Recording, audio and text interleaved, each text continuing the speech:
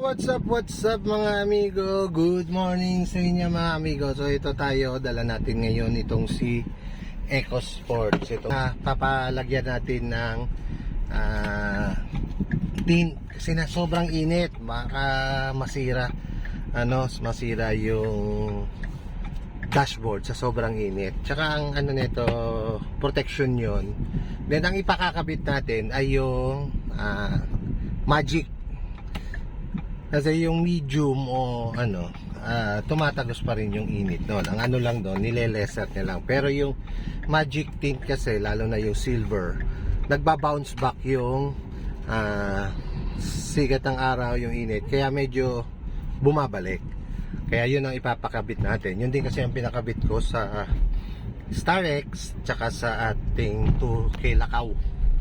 Yung tuson natin.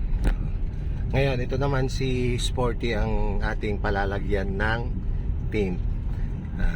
Actually, ito yung sasakyan ng aking ate na inaalagaan natin. Kasi sayang ito yung iniwan ng aming father na sasakyan. So, alagaan natin. Papunta tayo ngayon doon sa nagkakabit ng tint. Drive lang ako mga amigo. And enjoy lang kayo sa panonood ng ating video. Nandito tayo sa kakabit ng tin. So dito tayo sa 180 degree pa rin pa to. Okay, 180 degree kakabitan ng tin ito ngayong si Sporty. Siyempre, yung katulad din kay Lakaw, lalagyan ng Magic tint pa rin. Ayan. Ayan, may kaibigan ko, si Franco. Ito yung sinatawag na Magic tint. So, pag kaya tinamaan ng araw yan, hindi ka makita sa loob.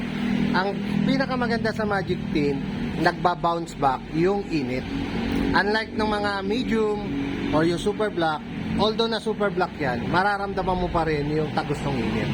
Nalelesen lang. Pero ito talaga, makikita nyo pati yung dashboard niyan.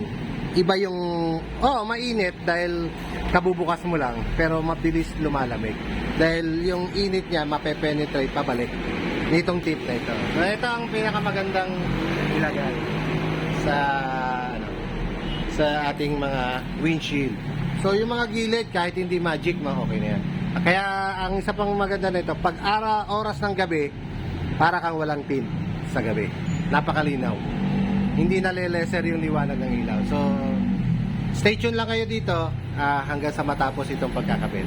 All goods! Guys, ito, nasa loob na siya. Tapos niya ng sukatin. Ayan, ang ating kaibigan. Yan din yung naglagay nung sa ating kay Lakaw. Ayan, mahusay magkabit itong mga to. Ayan, tingnan mo. Tingnan nyo yung tsurang yan. Hanapin nyo lang yan. Magaling magkabit, walang bulak. Anong pangalan natin, kaibigan? Oliver po. Oliver. Si Oliver. Hanapin nyo lang yan. Nandito yan sa Talong MacArthur Highway. Ayan. Katabi yan itong motor trade. Ayan yung motor trade. Then itong Polylight, Motorlandia. Nasa gitna siya. Ayan. Diamond window. Pero ang nito ay si 180 degree. Si Franco yung kaya may-ari. Ayan si Sporty. Pinakabitan na marami. Update ko na kayo. Tapos na ngayong kabitan. So ito na yung loob ng ating sasakyan. Ayan na. Maganda na. Parang wala kang tint. Sa gabi, mas maliwanag yan. So, ayan. So, paikot yan. Walang bubbles. Pero hindi pa pwedeng galawin yan for how many days para mas dumikit pa.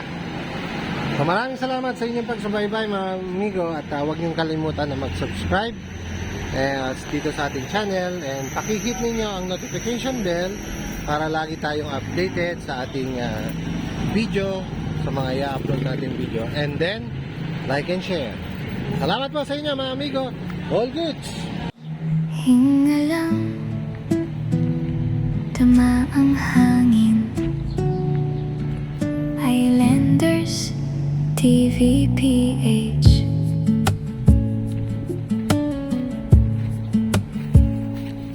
Sa kalsadang walang hanggan, araw ay gabay sa daan.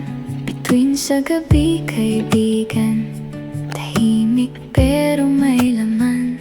Sa bawat liko ng mundo, may kwento ang puso ko. Sa bawat tanawin na bago, ako'y